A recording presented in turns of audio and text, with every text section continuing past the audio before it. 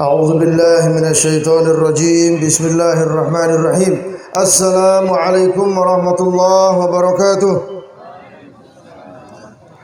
السلام عليكم ورحمة الله وبركاته السلام عليكم ورحمة الله وبركاته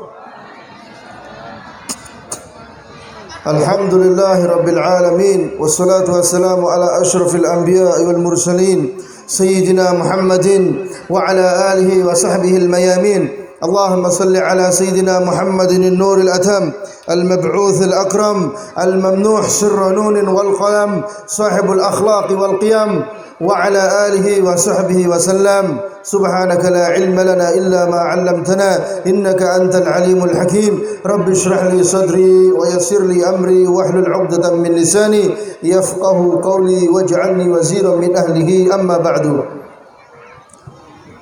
Tokoh agama, tokoh masyarakat yang sama-sama kita hormati, bapak-bapak, ibu-ibu, hadirin dan hadirat, para adik-adik mengaji, jamaah ziarah kubur yang semoga dengan majlis halal bihalal beserta dirangkaikan dengan ziaratul kubur kita bisa diberikan keberkahan oleh Allah Subhanahu wa taala. Kita dijadikan oleh Allah Subhanahu wa taala sebagai hamba yang aidin wal faizin al maqbulin. Amin ya rabbal alamin. Alhamdulillah, kita masih berada di suasana lebaran, suasana Idul Fitr. Jadi Idul Fitri itu bukan berarti liburan. Idul Fitri itu bukan berarti menggunakan baju baru saja.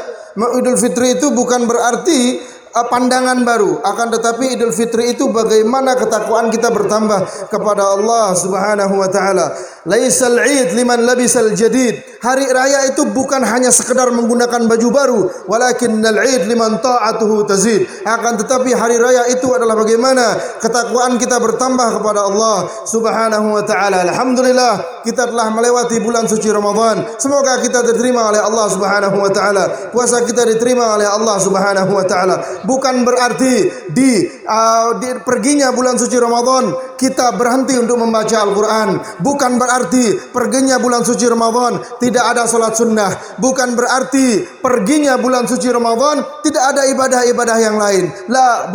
Bukan begitu, tidak sama sekali. Akan tetapi perginya bulan suci Ramadan harus menambah atau harus menjadi pelajaran bagaimana kita untuk mengintrospeksi diri, bagaimana untuk memperbaiki diri kepada Allah Subhanahu wa taala. Min alamatul qabul, salah satu tanda puasa kita diterima. Nih kalau tiang tanya, mau puasanya diterima oleh Allah? Bagaimana cara kita mengetahui puasa kita diterima oleh Allah Subhanahu wa taala? Puasa yang kita lakukan kemarin, bagaimana cara kita mengetahui apakah puasa kita diterima atau tidak? Ulama mengatakan min alamatul qabul fanzur madza amilta ba'da Ramadan. Salah satu tanda puasa kita diterima oleh Allah atau salah satu cara untuk mengetahui puasa kita diterima oleh Allah, kita melihat apa yang kita lakukan setelah bulan suci Ramadan. Ketika keluar dari bulan suci Ramadan, tambah soleh kita. Ketika bulan suci Ramadan sudah berlalu, kita tambah rajin. Ketika bulan suci Ramadan telah berlalu, kita tambah giat membaca Al-Quran.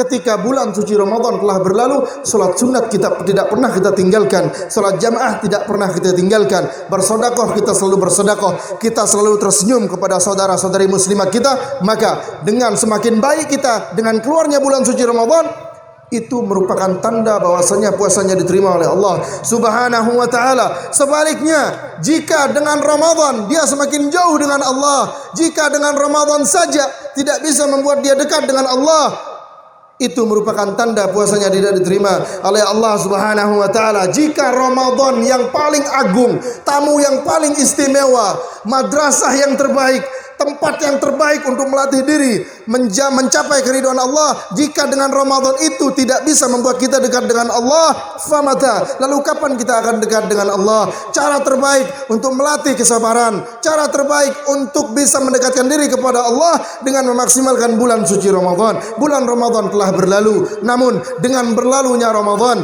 kita tidak boleh melalukan amal soleh kita. Ulama mengatakan kun rabbaniyan wala takun ramadhaniyan. Jadilah orang yang beribadah kepada Allah lillahi ta'ala, bukan orang ibadah kepada Allah hanya karena Ramadan saja. Ramadan pergi enggak ada salat sunat, Ramadan pergi enggak ada baca Quran, Ramadan pergi enggak ada sedekah, Ramadan pergi enggak pernah ke masjid. Itu artinya kita beribadah hanya karena Ramadan. Semangat kita hanya karena datangnya Ramadan. Ketika pulangnya Ramadan, amal kita pun ikut pulang. Bukan seperti itu. Ya, tidak seperti itu hakikat dari bulan suci Ramadan dan hakikat dari hari raya. Laisal 'id liman tajammala bil markub wal malbus. Hari raya itu bukan berindah-indah dalam berkendara. Hari raya itu bukan berindah-indah dalam penampilan. Walakinnal 'ida liman qubilat taubatuhu. Akan tetapi hari raya itu adalah siapa yang diterima taubatnya oleh Allah Subhanahu. Ini hakikat dari Id. Baju baru bagaimana? Sunnah, namun bukan prioritas. Baju baru itu disunnahkan. Kita disunnahkan untuk bersenang-senang. Kita disunnahkan untuk bergembira di hari raya. Namun bukan itu sebagai prioritas. Senang-senang kita, bergembiranya kita, namun tetap di dalam garis ketakwaan kepada Allah Subhanahu wa ta'ala. Harus kita senang-senang. Tidak ada yang bersedih dalam suasana Id. Cucu dari Rasulullah sallallahu alaihi wasallam, Sayyidina Hasan dan Husain. Ya, pada malam takbiran mereka berdua tidak ada baju baru, menangis dia, ngadu kepada ibunya, Fatimah Az-Zahra. Wahai ibunda, anak-anak di kota Madinah dihiasi dengan baju baru. Lalu kami kenapa tidak engkau hiasi dengan baju baru? Besok lebaran. Ibunya menangis, enggak ada uang. Ibunya terpaksa, ini ibunya putri dari Nabi Muhammad, Fatimah Az-Zahra. Apa kata ibunya? Wahai nak, katanya, baju kalian masih di tukang jahit. Dibohongi anaknya. Kemudian capek menangis, anak-anaknya itu tertidur lelap. Saking capeknya menangis, tukang jahit nggak kunjung-kunjung datang, dibohongi sama ibunya demi kebaikan si anak. Lalu tengah malam ada yang mengetok pintu, tok tok tok, ada yang mengetok pintu, ya, ada yang mengetok pintu. Kemudian dibukakan, tidak disadari orang yang datang itu mengaku dirinya sebagai tukang jahit. Aku tuh, padahal nggak pernah. Sengaja dia membohongi anaknya, ternyata tukang jahit datang. Aku datang untuk membawakan baju, celana, sorban, peci dan lain sebagainya untuk kedua putrimu, untuk kedua putramu. Lalu diambil, dipakailah di hari raya. Begitu senang dari cucu Rasulullah sallallahu alaihi wasallam. Ketika paginya datang kakeknya Nabi Muhammad sallallahu alaihi wasallam, ditimang-timang cucunya. Bagaimana bahagianya. Kemudian Fatimah Az-Zahra bertanya kepada Rasulullah, "Wahai Abi," katanya, "apakah engkau semalam yang membawakan baju baru kepada anak-anak?" Lalu Nabi Muhammad mengatakan, "La, bukan aku yang membawanya." Kemudian Sayyidah Fatimah bertanya, "Lalu siapa yang membawanya kalau bukan engkau?" Kemudian Rasulullah sallallahu alaihi wasallam mengatakan, "Dzaka Ridwan." Orang yang datang tadi malam itu adalah malaikat Ridwan. Yang datang tadi malam yang membawa baju itu adalah malaikat Ridwan yang diutus langsung oleh Allah Subhanahu wa taala dari surga, turun khusus untuk memberi pakaian kepada cucu-cucuku. Langit dan bumi pun tidak redha melihat cucu-cucuku bersedih di malam Ramadan. Apa yang bisa kita ambil dari kisah ini? Tidak ada yang bersedih di hari Lebaran. Tidak ada yang bersedih, tidak ada yang menangis. Ini adalah Id kita. Ini adalah hari kemenangan kita. Ini adalah hari yang ditunggu-tunggu oleh umat muslim. Pada suasana ini seluruh umat muslim sedang merayakan kemenangan asma Allah. Makanya kita disunnahkan untuk mengatakan Allahu Akbar, Allahu Akbar, Allahu Akbar. Ini merupakan menjunjung tinggi asma Allah Subhanahu wa taala. Hada hakikatul Id. Hakikatul Id, kaifa amaluka tazid ila Allah Subhanahu wa taala. Hakikat dari hari raya itu adalah bagaimana amal kita bertambah kepada Allah Subhanahu wa taala. Akan lebih indah apabila kita sambung dengan bersilaturahim kepada kerabat kita. Akan lebih indah apabila kita bersilaturahim dengan orang-orang yang terdekat kita. Ketahuilah, silaturahim itu bisa memanjangkan umur. Bukan 1 tahun, bukan 2 tahun, tapi puluhan tahun Allah akan memberikan panjang umur kepada orang yang selalu menjalin tali silaturahim. Makanya disunnahkan untuk bersalam-salaman. Salam-salaman itu pahalanya. Apa kelebihan dari salam-salaman? Apakah ini hanya sekedar tradisi saja? La, salam-salaman itu bisa menghapus dosa. Salam-salaman itu bisa menghapus dosa. Dosa akan gugur dari diri kita ketika kita bersalaman. Itu seperti daun-daun yang gugur dari ranting pohonnya. Begitu Allah gugurkan dosa kita dengan berkat musafahah. Berapa kali kita salaman? Kemarin kita salaman habis dari masjid, turun dari masjid kita salaman. Sekarang kita salam-salaman. Alangkah indahnya agama Islam ini. Alangkah indahnya nampaknya dari umat dari Nabi Muhammad sallallahu alaihi wasallam. Ketika berpuasa kita rukun, ketika Ramadan kita rukun, ketika datang hari kemenangan kita merayakan dengan takbirnya Allah Subhanahu wa taala. Salah satu cara kita bersilaturahim juga dengan ziarah kubur. Ziarah kubur itu ada syariatnya. Ziarah kubur itu dianjurkan oleh Nabi Muhammad sallallahu alaihi wasallam. Yaqulu Nabi Muhammad fi ma'na al-hadits. Rasulullah sallallahu alaihi wasallam berkata di dalam salah satu hadisnya, "Man zara qabr abawaihi." Ya, "Man zara qabr abawaihi ghufirat lahu adz-dzunub." Atau kama qala Rasulullah SAW, barang siapa yang hadir berziarah kepada makam ibu dan bapaknya, maka dia akan diampuni dosanya.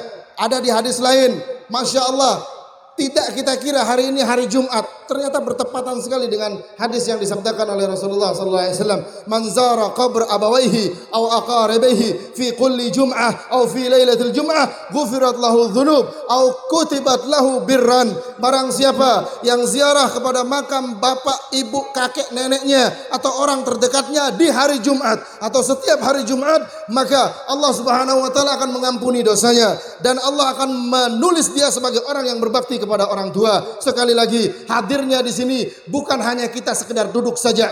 Hadir kita di sini bukan hanya sekedar duduk dikenai oleh sinar matahari panas-panasan. La, hadirnya di sini penuh dengan rahmat. Hadirnya di sini diberkahi oleh Allah Subhanahu wa taala. Ini suasana kubur. Suasana kubur itu mengingatkan kita tentang kematian. Fa innaha tudzakkirukumul akhirah, kata Nabi Muhammad. Sesungguhnya ziarah kubur itu mengingatkan kalian tentang kematian.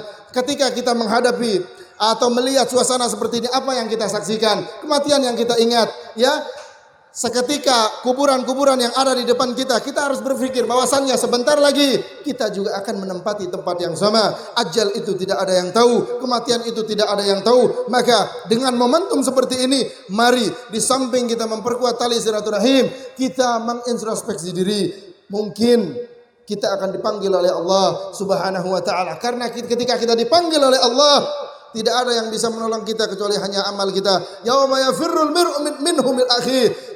Di mana pada hari perhitungan itu semua orang menjauh, akhihi, saudaranya menjauh, wa ummihi wa abihi, ibunya pun menjauh ketika hari akhir.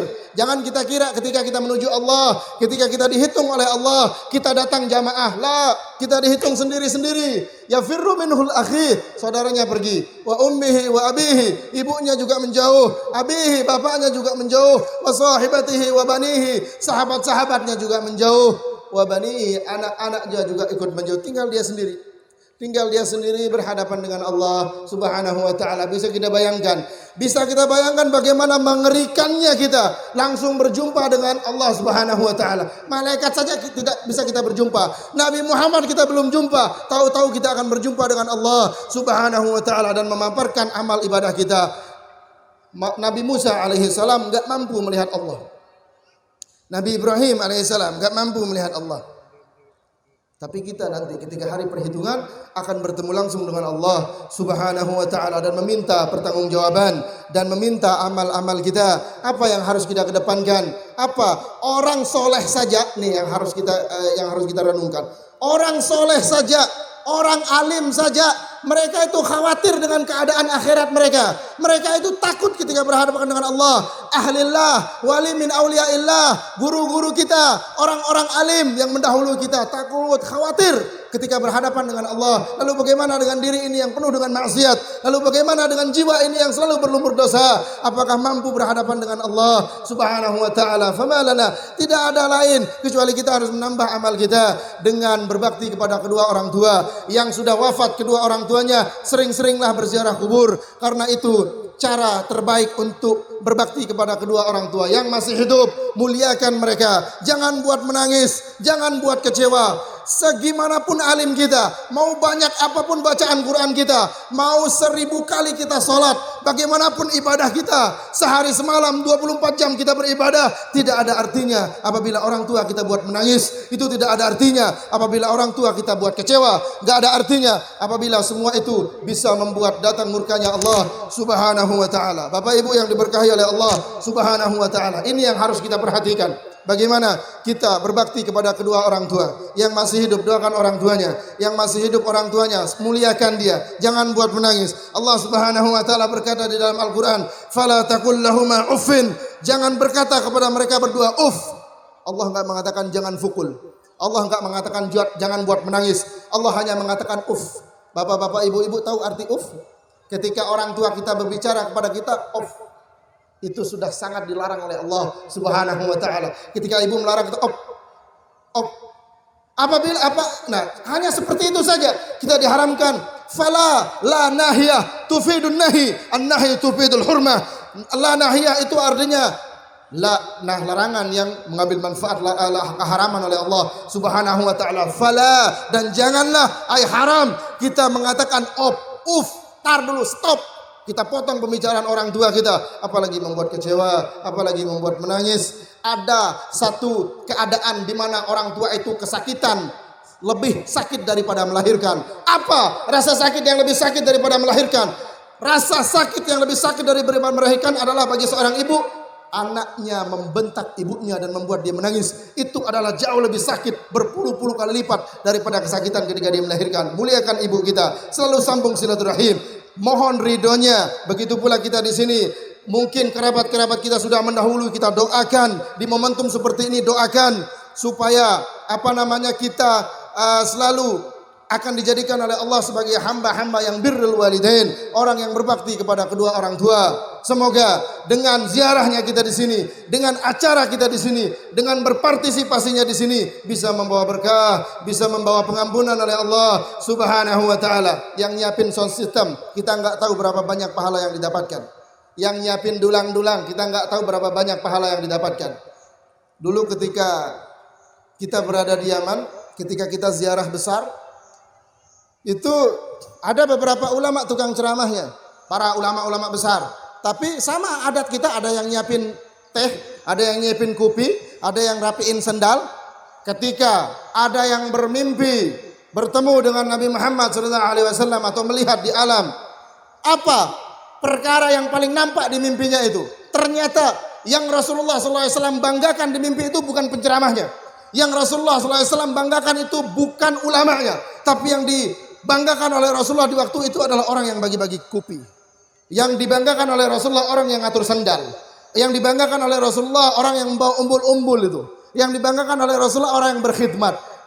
Kita tidak boleh meremehkan orang yang berkhidmat. Kita tidak boleh meremehkan orang yang hanya sekedar merapikan sandal. Bisa jadi pahala dan pandangan dari Allah lebih besar daripada apa yang kita dapatkan. Oleh karena itu, introspeksi diri, berbuatlah baik, husnuzanlah kepada Allah dan husnuzanlah kepada ibadallah, makhluk-makhluknya Allah. Semoga dengan hadirnya di sini membawa berkah bagi kita semua. Yang punya keluarga semoga ditempatkan di tempat yang indah oleh Allah Subhanahu wa taala, ditaruh di firdausil a'la. Tingkatan surga yang paling tinggi adalah firdausil a'la. Barang siapa yang mati dalam keadaan la ilaha illallah Muhammadar Rasulullah, dakhalal jannah. Kata Nabi Muhammad, man kana akhir kalamihi la ilaha illallah dakhalal jannah. Barang siapa yang akhir dari kalimatnya la ilaha illallah, dia akan masuk surga. Makna dari apa ini? Ada dua maknanya. Makna pertama makna zahir, orang mengucapkan la ilaha illallah meninggal seketika. Makna kedua yang semoga kita masuk di dalamnya, ketika orang itu selalu beriktikad, selalu menjaga salat, selalu menjaga puasa, selalu berbuat baik, itu artinya dia meninggal dalam keadaan la ilaha illallah, dan itu ganjarannya apa? Surga diberikan oleh Allah Subhanahu wa taala. Semoga ketika tiba waktunya nanti kita diberikan kematian yang indah oleh Allah Subhanahu wa taala. Kita diberikan kematian yang husnul khatimah oleh Allah Subhanahu wa taala. Semua jamaah yang di sini semoga diberkahi oleh Allah Subhanahu wa taala. Yang ada hajat diberikan oleh Allah, yang punya penyakit disembuhkan oleh Allah, yang mempunyai kesulitan dipermudah oleh Allah. Adik-adik dijadikan sebagai orang yang soleh dan soleha insyaallah. Semoga semua kita yang hadir ini disucikan dan dibersihkan oleh Allah Subhanahu wa taala seperti kita baru lahir dari muka bumi ini. Makanya jika ada yang meninggal di hari-hari ini beruntung sekali. Ketika ada orang yang meninggal di hari-hari raya, itu beruntung sekali. Dia sudah menamatkan ibadahnya. Dia keluar dari bulan suci Ramadan, dia masuk Syawal, diampuni dosanya, meninggal. Indah sekali meninggalnya. Ala kulli hal, itu menjadi pegangan buat kita. Ala kulli hal, ketika kita yang masih hidup, perbanyak amal soleh, selalu berzikir. Jangan lupa berselawat kepada Nabi Muhammad sallallahu alaihi wasallam. Tadi ketika nguris, kita diiringi dengan selawat kepada Nabi Muhammad sallallahu alaihi wasallam. Kenapa kita harus berdiri ketika selawat? Kenapa enggak duduk aja? Ada yang tahu hikmahnya? Hikmah berdiri ketika selawatan itu apa? Itu artinya ta'zim, kita memuliakan. Ya, apa kata ya Nabi salam? Itu kita menghadirkan seolah-olah Nabi Muhammad SAW muncul dari arah sana, lalu kita berdiri untuk menyambut orang yang paling mulia. Ya, berdirinya kita ketika bersalawat itu artinya kita memuliakan siapa yang akan kita agungkan, yaitu Nabi kita, Nabi besar Muhammad sallallahu alaihi wasallam. Kita berdoa semoga yang hadir di sini mendapatkan syafaatnya Nabi Muhammad sallallahu alaihi wasallam. Semua di sini diberkahi oleh Allah Subhanahu wa taala. Tidak ada yang keluar dari komplek ini kecuali Allah Subhanahu wa taala sudah mengampuni dosanya. Tidak ada yang keluar dari komplek ini kecuali Allah Subhanahu wa taala telah memberikan dia rahmat. Dia keluar dari tempat ini, masuk ke rumahnya, rahmat akan terus dibawa. Amin ya rabbal alamin. Allahul muwaffiq wal hadi ila sabilir rasyad. Assalamualaikum warahmatullahi wabarakatuh.